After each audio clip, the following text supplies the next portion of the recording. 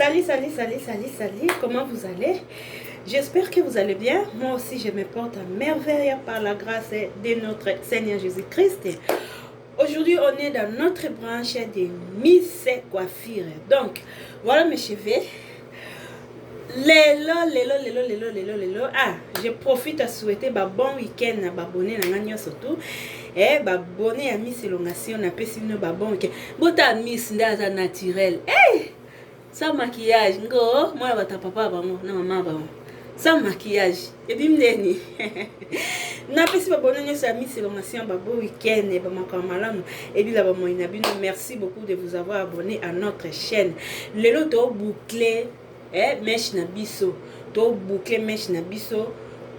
Miss Azat simple, Miss Azaka simple, Miss Alingara babi kota ki babi mela ki te j'aime la simplicité.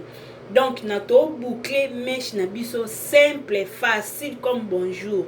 O luka kute o na somba pesi moko boy, na somba machine moko malgré le matériel pe eza nango, mais mingi ko sala ba makambo na ndenga ya bopete pour e faciliter bande comme susu pe ko zo mo ide kandenge ezalaka. Alors lelo to boucler mèche na biso ndenge bomona. Tozo boucler mèche na biso, pona ko boucler mèche na biso, toza na posa ya locho, toza na posa mai ya moto, mai na biso masi. Mai na biso eza awa, to tia na kati ya bouloir na biso, to ko chauffer mai na biso ya moto awa. To brancher déjà, toza pe na posa ya carafe, oyo e permettre biso to dindisa mèche na biso na kati po ezala boucler. Alors, premièrement, to sala nini? To kangana mèche na biso basuki ya maboko. Ozui mèche na yo, okangi yango basuki ya maboko, basuki ya maboko wana fo ezala penza, ezala vraiment serré. O serré yango penza makasi de peur que tango kotia mèche na mai ya moto elingama penza bien. Fo kanga yango vraiment basuki ya maboko ezala vraiment serré. Oh, alléluia. Amen, alléluia, amen. Alléluia, amen. Hosanna. Oh, il est puissant. Amen, il est puissant, amen. Il est puissant, amen. Hosanna. Oh, il est vivant. Amen, il est vivant, amen. Il est vivant, amen. Hosanna. Ngai nalingi Yesu amen, nalingi Yesu. Donc faut qu'on boucle vraiment ko kanga penza mèche suki ya maboko makasi, faut serrer penza tango okanga basuki ya maboko po tango odindisa mo na mai ya moto e boucler penza bien. Eza nango facile. Eza vraiment facile. Mèche na biso ezali mèche expression. Tokangaki mèche na biso piqué laissé. Et ça lui déjà 3 semaines, je pense. Nakangaki nanu piqué laissé. Nga moko na mikanga suki nanga. Na mikanga suki nanga moko. Donc mèche na biso tokangaki to enjoy nanu na piqué laissé moi 3 semaines. Sikoyo to kanango boye basuki ya maboko.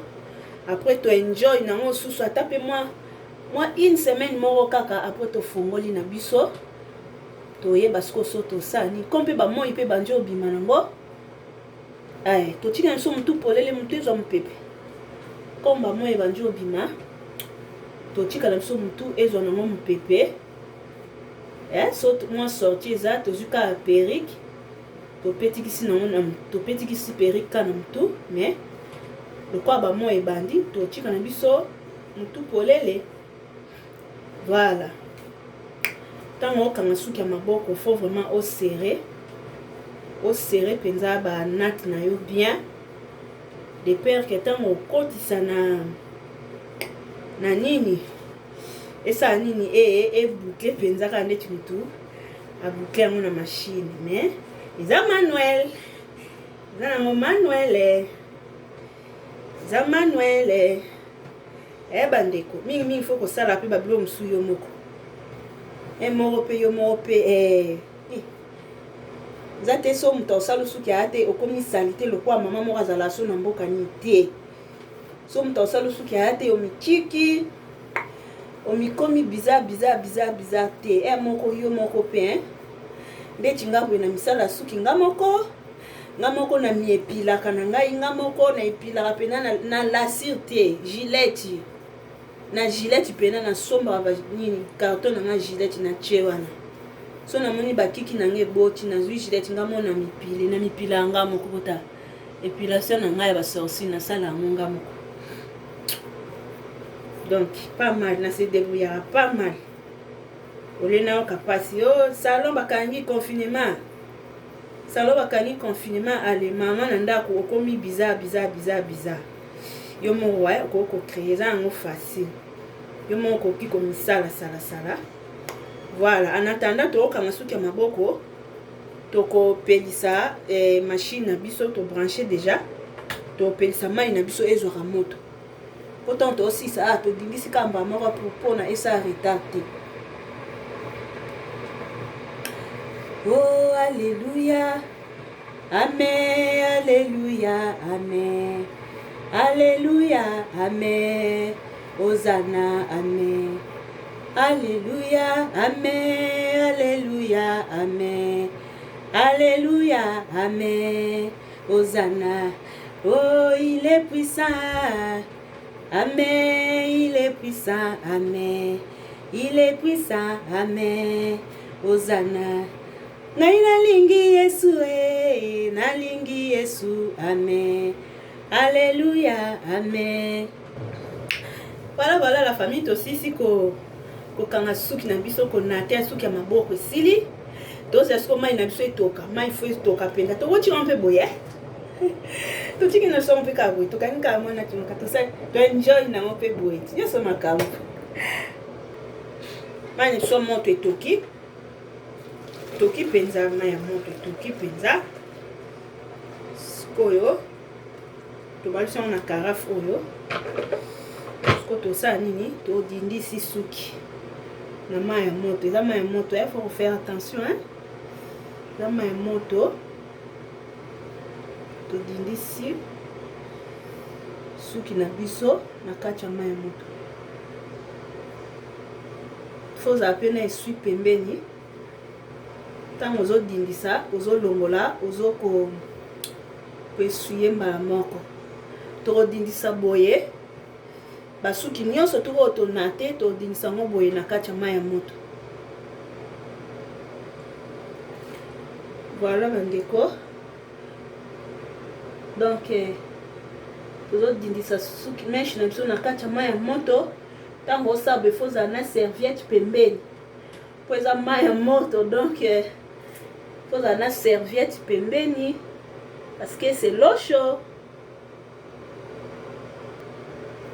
Voilà la famille na sisi kodindisa suki na ngai na mai ya moto na silisi na dindisi basuki na ngai nyonso tu na kati ya mai ya moto siko na ozwa ciseau na nga nazwi ciseau na njo okata basonge oyo po permettre nga na fungola meche na ngai po permettre nga na fungola ngo rapide. Voilà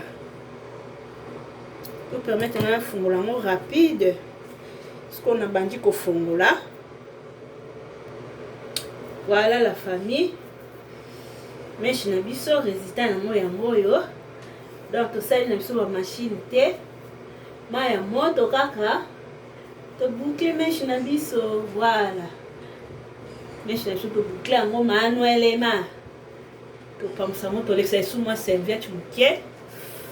Voilà meche na biso yango to boucler manuellement to chasko huile na biso huile ya Johnson to cha huile na biso mwandambo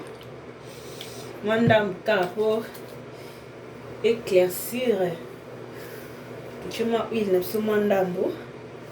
Voilà meche na biso yango botala bino moko botala bandiko amlo musu bato balenda futa mbo na salon bo eza pe mabe te po salon ta salon aomona ndenge osala mais yo moko pe na ndako tu peux te débrouiller hein? Tu peux te débrouiller yo moko na ndako pas mal voilà mèche na biso ndenge ebouclame ma ya moto kaka ma ya moto eboucle mèche ma ya moto kaka mèche na biso ebouclame donc tu peux faire ça toi-même à la maison. Tu peux faire ça toi-même à la maison. Mais je n'ai pas expression. Donc voilà. Voilà. Yo moko sa nandaku. Yo moko. Oko sa nandaku. Yo moko. Voilà. Voilà. Voilà. Nenge bouclame. Bomoni. Ota mèche de bouclame. Omoni boucle. Oko sa yo moko nandaku. Tu peux te débrouiller pas mal. Voilà. Bisous. Nalingi bino mingi. Nzambe apambola bino. Restez branchés na kata chaîne na Miss Elongation. Balobi ande makambo. Restez branchés. Maramba malamu ezali. Ba onyo so ba s'abonner te. Bo s'abonner massivement ba s'abonner kaka. On sait jamais. Nalingi bino mingi. Ba merci beaucoup à tous les abonnés à Miss Elongation.